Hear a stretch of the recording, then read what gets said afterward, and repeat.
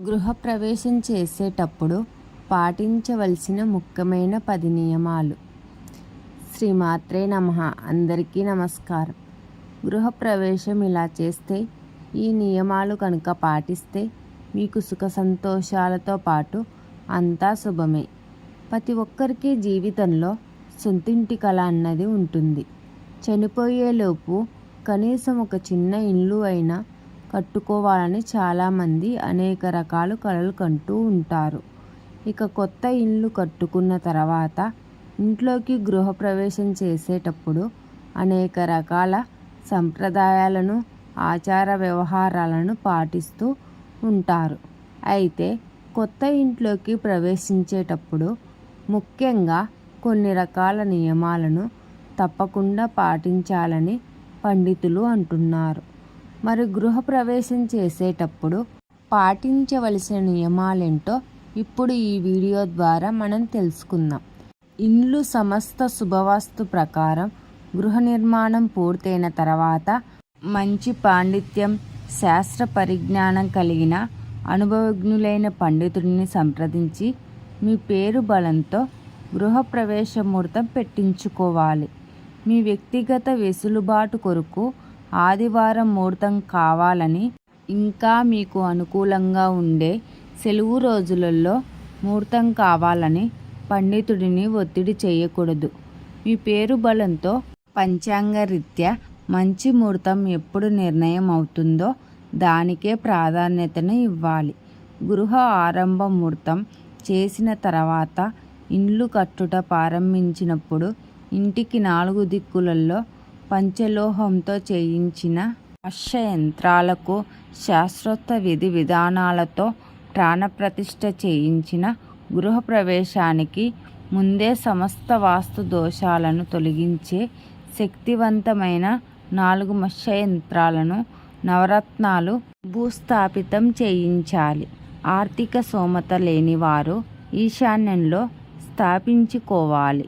కొంత ఖర్చుతో కూడుకున్నదైనను 4 వైపులా యంత్రస్థాపితం చేయించుకుంటే శల్య దోషాలు, వాస్తు దోషాలు, వీధిపోటు దోషాలు, గ్రహ దోషాలు, నరదిష్టి దోషాలు మొదలైనవి నివారించబడతాయి. మత్స్య యంత్రాలు స్థాపించిన ఇంట్లో నివసించే వారికి మానసిక తృప్తితో పాటు ఆరోగ్యం, ఆర్థిక, కుటుంబ అన్యోన్యతలను కాపాడేందుకు సహకరిస్తుంది. ఏదైనా ఒక శుభదినం లేదా శుభతిథి రోజున కొత్త ఇంట్లోకి ప్రవేశిస్తే ఆ ఇంట్లో సంతోషం, శాంతి, ఆ కుటుంబంలో సిరి సంపదలు లభిస్తాయని పండితులు చెప్తున్నారు. గృహ నిర్మాణం పూర్తి అయిన తర్వాత జ్యోతిష్యులు నిర్ణయించిన శుభముహూర్తంలో ధర్మపత్ని సమేతంగా బంధువులు, మిత్రులతో సహా గృహప్రవేశం చేయవలెను. గృహ యజమాని దంపతులు పట్టు వస్త్రాలు ధరించి తమకు ముందు లేగ దూడను కలిగిన ఆవును, నిండు బిందె నీళ్లు ముత్తైదువులు పట్టుకొని సప్పతి సీళ్లు మంగళ వాయిద్యాల శబ్దంతో పురోహితుడు నడుస్తున్నది అనుసరించి పూర్ణ కలశంతో ఈశాన్యం వైపు నుంచి ప్రారంభించి గృహ ప్రదక్షిణలు చేయాలి. ప్రదక్షిణలు పూర్తి చేసిన తర్వాత నిర్ణయించుకున్న శుభముహూర్తమునకు గృహసింహద్వారం నుండి దూడతో ఉన్న ఆవును ముందుగా పూజించి దానికి ఇష్టమైన ఆహారమును పెట్టవలెను. గుమ్మానికి గుమ్మడికాయ బలిహారం ఇవ్వాలి. ముందుగా ఆవును ద్వారం దాటించి పూర్ణ కుంభములతో దేవుని పటం చేత పట్టుకొని యజమాని తాంబూలంలో బియ్యం పోసి అందులో దేవతల విగ్రహాలు మంగళహారతి చేత పట్టుకొని సింహద్వారంనకు మనసుతో నమస్కరించుకొని కుడికాలు ముందు పెట్టి గృహప్రవేశం చెయ్యాలి. వారి వెనుక ఇతర ముత్తైదువులు నిండు నీళ్ల బిందె, హారతులు మొదలగు వాటితో ప్రవేశం చెయ్యాలి. అలాగే కొత్త ఇంట్లోకి ప్రవేశిస్తున్నప్పుడు మీరు పాత వస్తువులైన చీపురు వంటివి ఉపయోగించుకోకూడదు. కొత్త వస్తువులు ఉపయోగించడం చాలా శుభప్రదం. గృహప్రవేశానికి ముందు ఇంట్లో ఎలాంటి వస్తువులు పెట్టకూడదు. గృహప్రవేశం తర్వాతనే సామాగ్రి ఇంట్లోకి తీసుకువెళ్ళాలి. గృహప్రవేశానికి ముందు ఇల్లు శుభ్రం చేసిన తర్వాత దర్వాజాలు మూసి ఉండాలి. కానీ ఇంటికి డోర్లు అమర్చనిది గృహప్రవేశం చేయకూడదు. చీపురును లక్ష్మీదేవి స్వరూపంగా భావిస్తారు. చీపురు పట్టుకొని కొత్త ఇంట్లోకి ప్రవేశించడం అంటే లక్ష్మీదేవితో ఇంట్లోకి ప్రవేశించడం అని అర్థం. ఈ కారణంగా కొత్త ఇంట్లోకి ప్రవేశించేటప్పుడు చీపురుతో ఇంట్లోకి ప్రవేశిస్తారు. కొన్ని ప్రాంతాలలో గృహప్రవేశానికి ముందుగా ఇంట్లో జంతు బలులు ఇవ్వడం, వంటలు చేసి భోజనాలు పెట్టడం మొదలగునవి చేస్తూ ఉంటారు. శాస్త్రం ప్రకారం గృహప్రవేశంలో పండితులు వేద మంత్రోచ్చరణలతో బలిహరం పెట్టే వరకు నూతన గృహంలో ఇంతకు ముందే నిప్పు వెలగకూడదు. అలాగే ఏ వంట చెయ్యరాదు. కొంతమంది మూఢ నమ్మకాలతో లేదా శాస్త్ర పరిజ్ఞానం లేని వాళ్ళు మాటలు నమ్మి చాలా పొరపాట్లు చేస్తూ ఉంటారు. అలా చేస్తే శాస్త్ర విరుద్ధం అవుతుంది. యజమాని గృహప్రవేశ భాగంలో ఇంట్లో గణపతి పూజ, పుణ్య అవాచనం, వాస్తు మండపారాధన, అగ్ని ప్రతిష్ఠ, పాలు పొంగించి క్షీరాన్నం వండి పూజలో నివేదన చేయాలి. ఊర్ధ్వ పురుషునికి బియ్యం పిండితో చేసిన ఉండ్రాళ్ళు, బెల్లము, నవధాన్యాలు మొదలగునవి ఇంటిపై కప్పులో బలిహారం ఇవ్వాలి.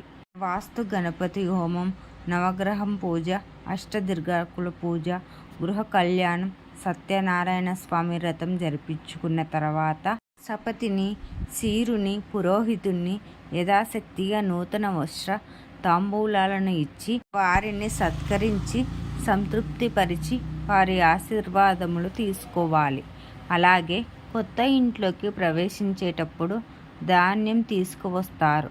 ధాన్యంతో కొత్త గృహ ప్రవేశం చేయడం వల్ల ఆ ఇంట్లో తిండికి లోటు ఉండదని పండితులు చెప్తున్నారు.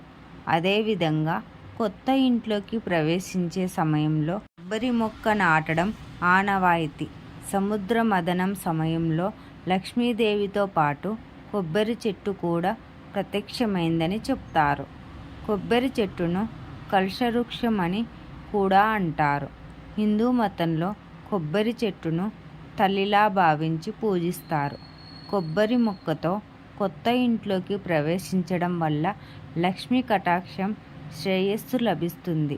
కొత్త ఇంట్లోకి ప్రవేశించేటప్పుడు ఆ ఇంట్లోనే కొత్త పొయ్యిపై పాలు కాచి పొంగించే ఆచారం ఉంది. ఇది కొత్త ఇంటికి భగవంతుడి ఆశీర్వాదమని తెలుస్తుంది. పాలను మరిగించిన తర్వాత ఆ పాలను పరమాన్నం చేసి ఇష్టదైవతకు నైవేద్యంగా పెడతారు. తమ శక్తి కొలది బంధుమిత్రులకు శాకాహార భోజనాలు, అన్నం శాంతి కార్యక్రమాలు చేయవలెను. 3 రోజులు ఉభయ సంధ్యలలో ఇంట్లో దేవుని మందిరంలో దీపారాధన చెయ్యాలి. యజమాని కుటుంబం తప్పక 3 నిద్రలు వరుసగా గృహప్రవేశం అనంతరం చెయ్యాలి. కొత్త ఇంట్లోకి ప్రవేశించేటప్పుడు దాన ధర్మాలు చేస్తారు. ఈ సమయంలో సుమంగళి స్త్రీలకు పసుపు, కుంకుమ, కంకణాలు, వస్త్రాలు మొదలైనవి వారి వారి సామర్థ్యాన్ని బట్టి అందజేస్తారు. అలాగే ఈ రోజున పేదలకు కూడా మీకు చేతనైనంత డబ్బు, భోజనం, దుస్తులు దానం చేస్తే చాలా మంచిది. ఈ విధంగా శాస్త్రోక్త విధంగా గృహప్రవేశ కార్యక్రమ నియమాలు పాటిస్తే సమస్త సుఖ సౌఖ్యములు పొంది ఆనందమైన జీవితాన్ని అనుభవిస్తారు. గృహప్రవేశ పూజ అనేది దేవతల నుంచి దీవెనలు పొందేందుకు, ఇంటిని రక్షించడానికి, సానుకూల శక్తులతో నింపడానికి నిర్వహించే పవిత్రమైన కార్యక్రమం. గృహప్రవేశానికి అనుకూలమైన మాసాలు వైశాఖం, జ్యేష్ఠ, శ్రావణం, కార్తీకం, మాఘ, పాల్గొని మాసాలు శుభప్రదం. ఈ వీడియో కనుక మీకు నచ్చినట్లయితే ప్లీజ్ లైక్ చేసి మీ ఫ్రెండ్స్కి షేర్ చేయండి. అలాగే మా కొత్త వీడియోస్ మీకు వెంటనే చేరాలంటే మా ఛానల్ని సబ్స్క్రైబ్ చేసుకొని పక్కనే ఉన్నటువంటి బెల్ ఐకాన్ని ప్రెస్ చేయండి. Thank you for watching.